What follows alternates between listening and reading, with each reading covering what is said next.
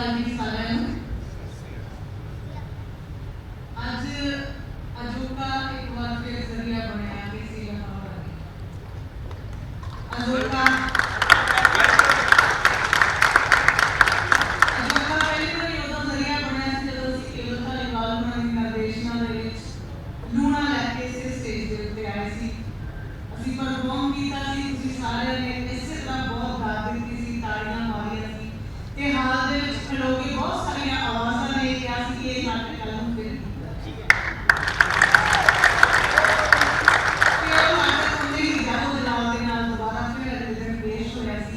मैं ते हरप्रीत असीं दोवें उस नाटक का हिस्सा और ये मान हमेशा साडे अंग संग रहेगा ताउम्र कि उस नाटक नूं करन लई मदीना गौर ने सानूं सत्कार असीं इधर लूणा लैण आए सी ते मदीना नूं उधर बुल्ला लैके गए जिन्नी रात लूणा नूं ते मिली सी उहदे नालों कई गुणा वध बुल्ले ने परसन साबित हो गई सी। शिव की शायरी साढ़े दिलों दिमाग के उत्ते छावी सी ते उधर बुल्ला बुल्ला मदीना एक पुल बनी सी दोनों देशों के दरमियान। नाटक के जरिए स्टेज के जरिए महत्ता बढ़िया परवान चढ़िया ते अज वही तमीर है कि असी एक स्टेज के उत्ते सारे जने इकट्ठे हैं, चाहे असी इस वेले इस पार तुसी उस पार, पर बहुत बार इंज भी होया कि तुसी इस पार सी ते तुसी उस पार सी, पर हुण कई वारी इंज लगदा है कि दरम्यान कोई फासला नहीं है, दरम्यान सिर्फ मोहब्बत का पल रहंदा है।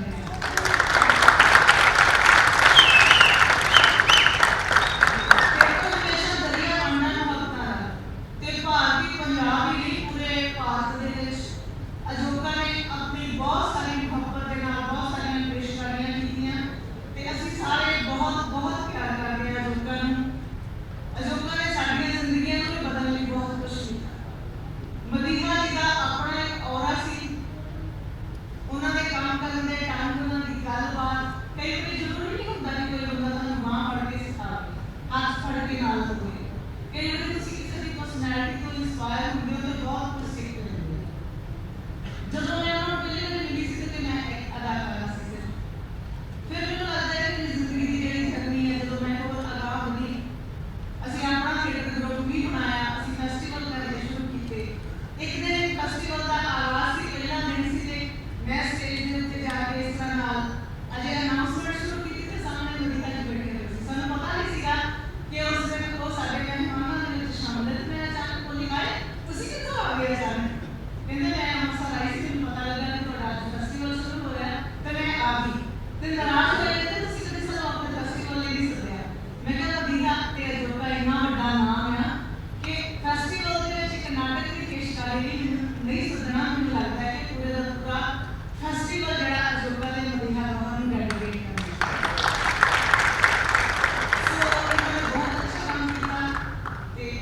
ਅਸੀਂ ਮੈਨੂੰ ਲੱਗਦਾ ਹੈ ਕਿ ਆਪਣੀਆਂ ਜ਼ਿੰਦਗੀਆਂ ਦੇ ਵਿੱਚ ਖੁਸ਼ਕਿਸਮਤ ਆ ਕੇ ਅਸੀਂ ਉਹਨਾਂ ਦੀ ਮੁਹੱਬਤ ਨੂੰ ਮਾਣਿਆ, ਅਸੀਂ ਤੁਹਾਡੇ ਸਾਰਿਆਂ ਦੇ ਰੂਬਰੂ ਹੋਏ ਉਹਨਾਂ ਦੀ ਵਜ੍ਹਾ ਕਰਕੇ ਔਰ ਅੱਜ ਵੀ ਜੇ ਇੱਥੇ ਖੜੇ ਹਾਂ ਤੇ ਅਜੋਕਾ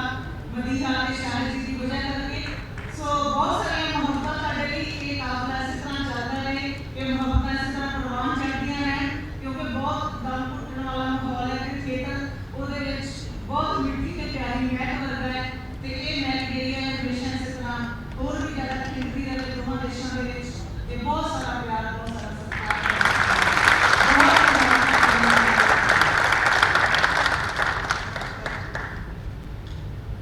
ਸਤਿ ਸ਼੍ਰੀ ਅਕਾਲ ਜੀ ਸਾਰਿਆਂ ਨੂੰ। ਅੱਜ ਜਿਹੜਾ ਤਸਵੀਰ ਹੈ ਕਿ 40 ਸਾਲ ਹੋ ਗਏ ਨੇ ਅਜੋਕਾ ਨੂੰ, ਅਜੋਕਾ ਦੀ ਸਲੂਟ ਹੈ, ਬਹੁਤ ਸਾਰੀਆਂ ਮੁਹੱਬਤਾਂ ਨੇ, ਜਿਵੇਂ ਬਹੁਤ ਸਾਰੀਆਂ ਗੱਲਾਂ ਵਧੀਆ ਜੀ ਵਾਲੇ ਇਹ ਤਾਂ ਨਹੀਂ ਕਰਦੀਆਂ ਨੇ, ਉਹ ਬਹੁਤ ਬਾਕਮਾਲ ਰੂਹ ਸਨ और संगति वास्ते मैं सल्यूट करना और अजोका की सारी टीम को मुबारक देना और खुशी है कि इस मुकद्दस मौके पर शिरकत करने का सारा भी सौंप बने। बहुत समा पहला जो मैं भी नागरिक पढ़ा हूँ, इस असी पाकिस्तान ਟਾਈਟਲ ਜਿਹੜੇ ਸੀ ਉਰਦੂ ਚ ਆਉਂਦੇ ਸੀ ਤੇ ਸਾਨੂੰ ਉਹਨਾਂ ਫਨਕਾਰਾਂ ਦਾ ਨਾਮ ਦੇ ਨਾਮ ਦਾ ਨਹੀਂ ਸੀ ਪਤਾ ਹੁੰਦਾ। ਯਾਨੀ ਕਿਆਮ ਸਰਹੱਦੀ ਸਾਹਿਬ, ਆਵਲ ਅਲੀ ਸਾਹਿਬ, ਇਰਫਾਨ ਅਲੀ ਦੋਸਤ ਸਾਹਿਬ, ਜਲੀਲ ਫਤਿਹ ਸਾਹਿਬ,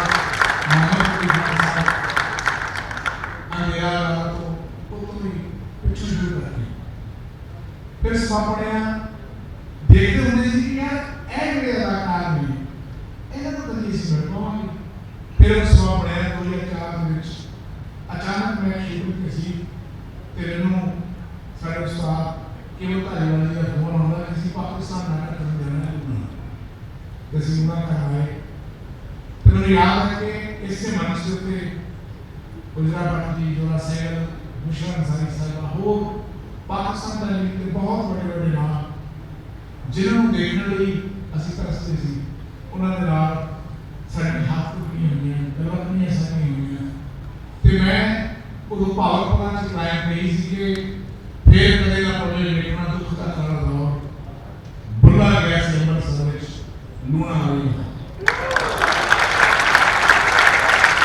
ਤੇ ਅੱਜ ਨੂੰ ਸਾਂਝੀਆਂ ਰਸਮਾਂ, ਸਾਂਝੇ ਨਗਮੇ ਤੇ ਇੱਕੋ ਪ੍ਰਕਾਰਨ ਇੱਕ ਦੂਜੇ ਦੇ ਦਿਲ ਜਿੱਤੇ ਨੇ ਦੋਵੇਂ ਪਾਸੇ ਕਾਰਨ ਸਰਹੱਦਾਂ ਤੋਂ ਡੱਕ ਨਹੀਂ ਹੁੰਦੇ ਕਦੇ ਕਲਾਲ ਜਾਓ ਨਾ ਅੰਮ੍ਰਿਤਸਰ ਦੀ ਅੱਖ ਕਰੇ ਨਾ ਰੋਏ ਕਦੇ ਲਾਓ। आज भी और थिएटर में प्लान होने मैं होने थे समय में ताजमहल देख रहा सी सवेरा जरूर देखा असली आज भी इन्होंने सीरियल देखते हैं और बड़ भी चलो गारंटी से दुनिया में बहुत सारे सीरियल में पाकिस्तान में पढ़ने के लिए असली समझने की कोई फर्क है क्योंकि दोस्ती तो बड़ा कोई नहीं, मोहब्बत तो बड़ा कोई बात नहीं, जीने वास्ते